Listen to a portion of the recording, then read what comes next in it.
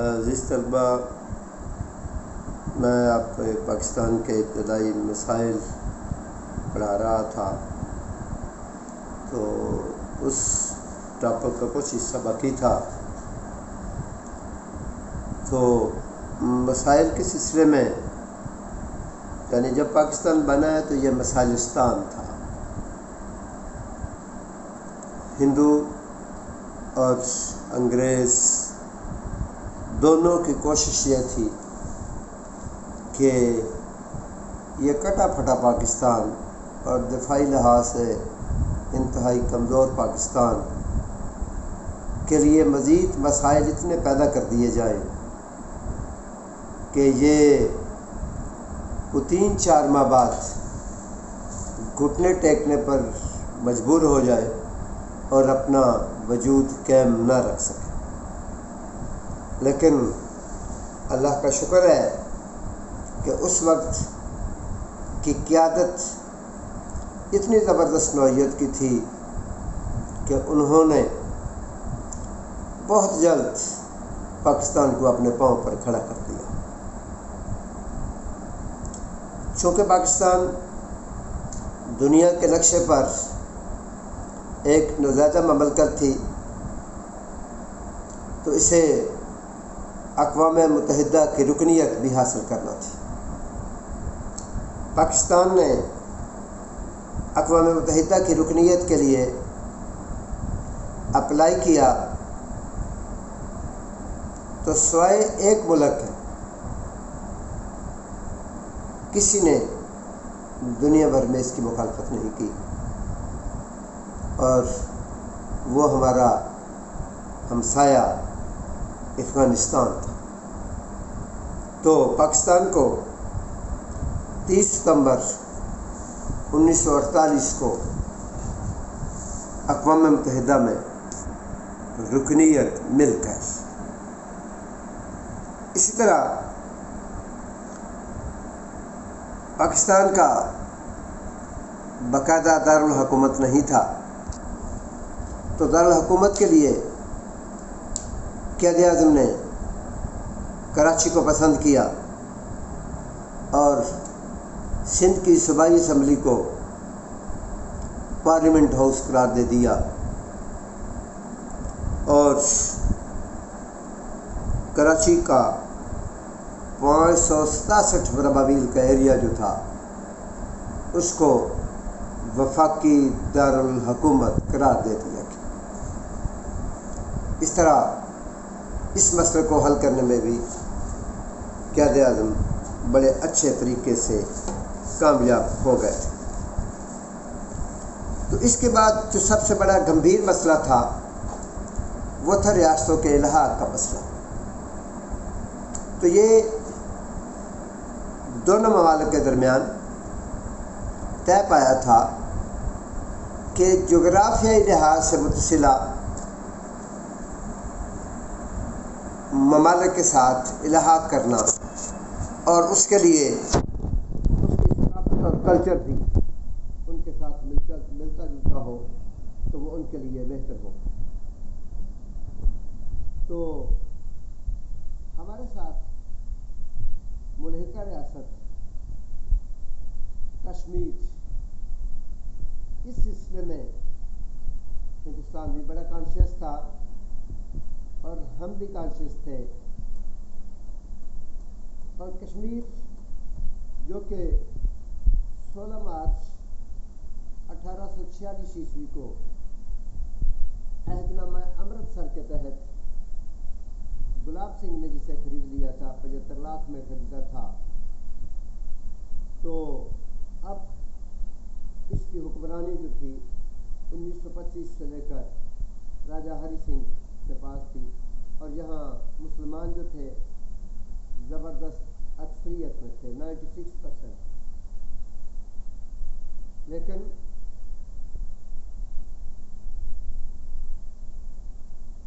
ہمارا boundary commission اور lord Mount beaten ان کی سازشوں کے ذریعے گرداسپور کے راستے سے ہندوستان کو کشمیر تک خشکی کا راستہ دے دیا گیا اور یہ ہمارے خلاف بڑی گھنونی سازش تھی اور ہندوستان کو نوازنے کے لیے ایسا کیا گیا. تو کشمیر ایشو اس وقت سے شروع ہوا اور آج تک اس کی وجہ سے ہماری معیشت نہیں سنور رہی، ہماری سیاست نہیں سنور رہی، ہمارے اندرونی بیرونی حالات اور ہماری خارجہ پالیسی ہمیشہ تذبذب کا شکار رہتی. تو یہ مسئلہ اس وقت کریٹ نہ ہوتا تو آج ہم ترقی یافتہ ممالک کی صف میں کھڑے ہوتے.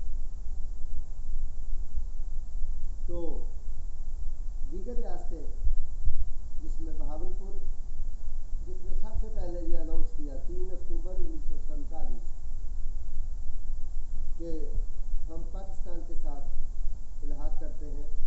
اس کے بعد بیر، سوات، چترال، ہنزا، ناگرا، پھلرا، مکران، کھاران، رسبیلا، کلات، یہ وہ ریاستیں تھیں جنہوں نے پاکستان کے ساتھ الحاق کا اعلان کیا. جوناگڑھ نے بھی اعلان کر دیا تھا. جوناگڑھ، منوتر اور منگرور، لیکن یہ قبضے میں نہ رہ سکی. یہ قائد اعظم کی وفات کے ساتھ ہی ان پر چڑھائی کر دی گئی اور یہ ریاستیں ہمارے ساتھ جغرافیائی لحاظ سے متصل بھی نہیں تھیں، لیکن ان کے راجاؤں نے اعلان کر دیا تھا کہ ہم پاکستان کے ساتھ الحاق کرتے ہیں، لیکن یہ الحاق قائم نہ رہ سکا. اس کے بعد پاکستان کے قومی زبان کا مسئلہ تھا کہ پاکستان کی کون سی زبان کو. اس وقت پاکستان میں تقریباً 5 صوبائی زبانیں بولی جاتی تھی. تو مشرقی پاکستان سے قومی اسمبلی کے ایک ممبر دھرمیندر ناتھ دت نے یہ قرارداد جمع کرا دی تھی کہ بنگالی کو قومی زبان قرار دیا جائے. لیکن قائد اعظم نے 24 مارچ 1948 کو اعلان کیا کہ پاکستان کی ایک ہی قومی زبان ہوگی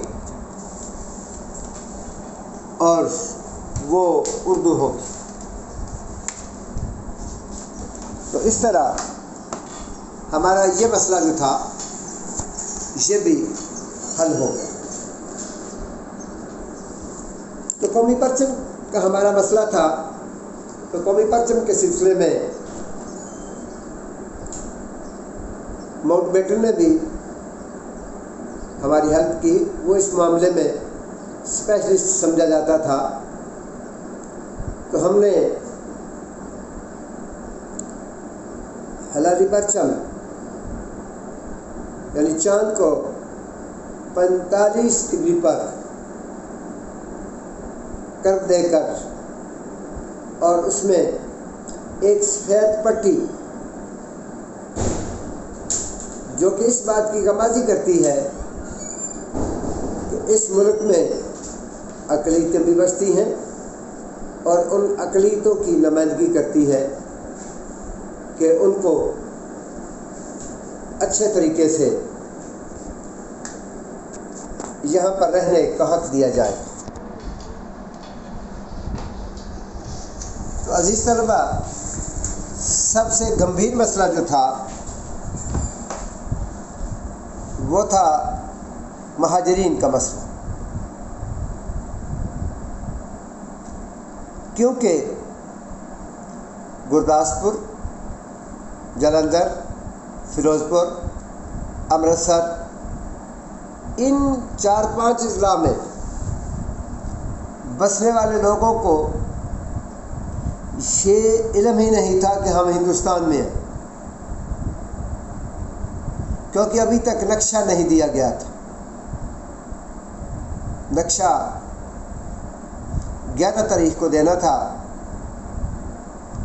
11 اگست کو نقشہ قائد اعظم کے حوالے کرنا تھا، لیکن جب یہ پتہ چلا کہ مادھوپور ہیڈ ورکس اور فیروز پور ہیڈ ورکس، یہ دونوں ہیڈ ورکس ہندوستان میں ہیں، تو بیکانیر کا راجا جو تھا، یعنی اس نے مطالبہ کر دیا تھا کہ اگر فیروز پور ہیڈ ورکس پاکستان میں ہوگا تو ہم پاکستان کے ساتھ الحاق کریں گے، اگر فیروز پور ہیڈ ورکس ہندوستان میں ہوگا تو ہم ہندوستان کے ساتھ الحاق کریں گے۔ تو 11 تاریخ سے پہلے تک فیروز پور ہیڈ ورکس اور مادھوپور ہیڈ ورکس 8 اگست تک یہ دونوں پاکستان میں شامل تھے، کیونکہ پنجاب کے گورنر جیکنز نے ڈی سی فیروز پور کو، ڈپٹی کمشنر فیروز پور کو یہ حکم دیا تھا کہ یہ جہاں پر جتنے بھی دفاتر ہیں ان دفاتر کو فیروز پور شہر سے کہیں دور منتقل کر دیا جائے، کیونکہ فیروز پور نئے نقشے کے مطابق پاکستان میں شامل ہوگا۔ تو راجہ سروپ سنگھ جو کہ چیف انجینئر تھا اریگیشن ڈپارٹمنٹ کا، جب اس کو حکم ملا کہ اپنا دفتر پیچھے لے جاؤ، تو اس نے فوراً وہاں سے جو نہر بیکانیر کو نکلتی تھی، تو بیکانیر کے انجینئر قمر سنگھ کو کہا کہ آپ کا ہیڈ ورکس پاکستان میں آ گیا ہے اور مجھے حکم ملا ہے کہ میں اپنا دفتر پیچھے شفٹ کر دوں۔ تو اب آپ کا علاقہ بنجر ہو جائے گا، آپ کے بچے بھوکے مریں گے۔ تو اس نے فوراً وزیر اعظم بیکانیر سردار پانیکر سے رابطہ کیا کہ جتنی جلدی ہو سکے ماؤنٹ بیٹن سے ٹائم لیا جائے۔ تو ماؤنٹ بیٹن نے 11 تاریخ کا ٹائم دیا تھا، تو ساتھ یہ حکم دیا تھا کہ اس وقت تک نقشہ ایشو نہ کیا جائے۔ تو 11 تاریخ کو ان کی جب میٹنگ ہوئی تو بیکانیر کے راجا نے یہ واضح طور پر ڈکلیئر کر دیا کہ اگر مادھوپور ہیڈ ورکس فیروز پور ہیڈ ورکس پاکستان میں ہوا تو ہم پاکستان کے ساتھ الحاق کریں گے، اگر یہ انڈیا میں ہوا تو ہم انڈیا کے ساتھ الحاق، کیونکہ ہم نے اپنی زمینوں کو بنجر نہیں کرنا، اپنے بچوں کو بھوکا نہیں مارنا۔ تو اس وقت نقشہ ایشو نہ کیا گیا اور بعد میں یہ نقشہ تبدیل کر دیا گیا، اور نقشہ جو حوالے ہوا ہے وہ ہوا ہے 18 تاریخ کو۔ تو گرداسپور، فیروز پور، امرتسر، جلندھر، یہ سبھی لوگ جو تھے یہ سکون سے سوئے ہوئے تھے کہ ہم پاکستان میں ہیں، ہمیں کسی قسم کی پریشانی نہیں۔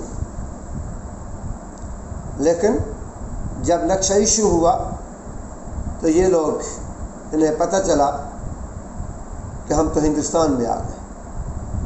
تو پھر بہت سے لوگوں نے اپنا مال و اسباب چھوڑا، اپنے تن کے کپڑے اور جو کچھ ان کی جیب میں تھا وہ لے کر پیدل اپنی بیل گاڑیوں پر، اور جو بھی کسی کے پاس ہلکا پھلکا رخت سفر تھا وہ لے کر واگا بارڈر کی طرف چل دیے۔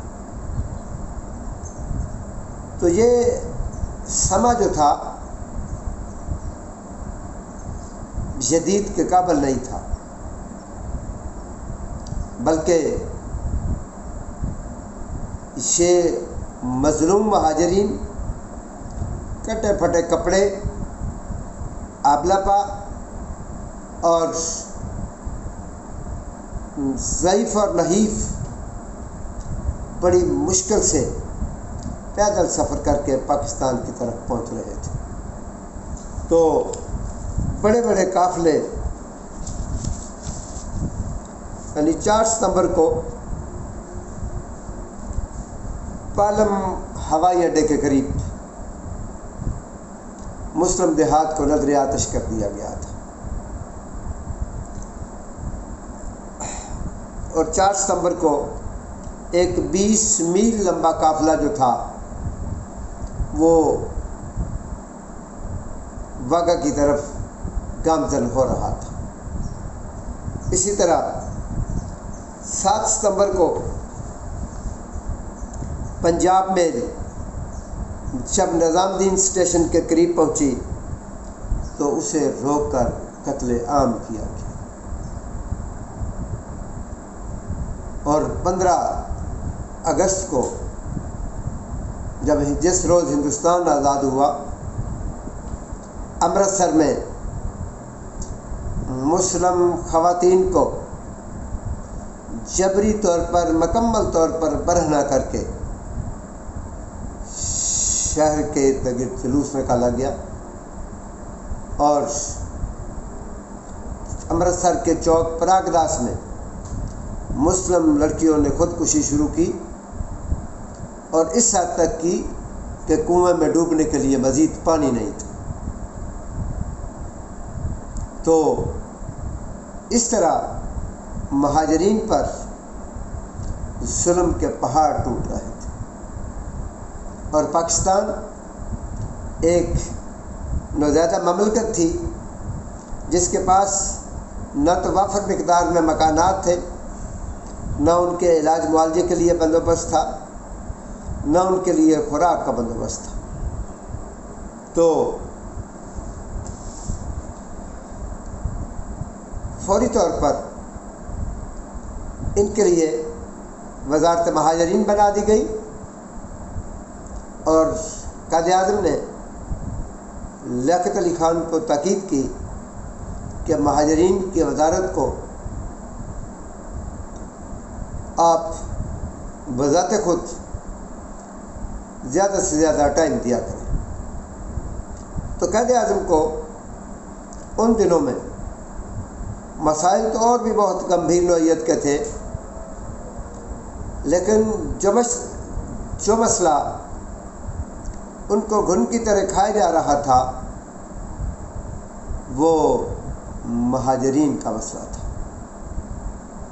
قائد اعظم خود بھی اور لیاقت علی خان وزیر اعظم بھی اس معاملے سے انتہائی پریشان تھے کہ ان لوگوں کے لیے اس ایمرجنسی میں کیسے بندوبست کیا جائے۔ تو قائد اعظم نے ان کے لیے ایک ریلیف فنڈ قائم کیا تھا، جس میں خواتین، طلباء اور مخیر حضرات نے بڑھ چڑھ کر حصہ لیا، اور اس مسئلے کو حل کرنے میں کافی حد تک مدد ملی۔ تو اس طرح بچوں، ہمارا یہ کویشچن جو ہے یہ امتحانی نقطہ نظر سے خاصا اہم ہے، تو آپ اس کو اچھے طریقے سے تیار کریں۔ اللہ حافظ۔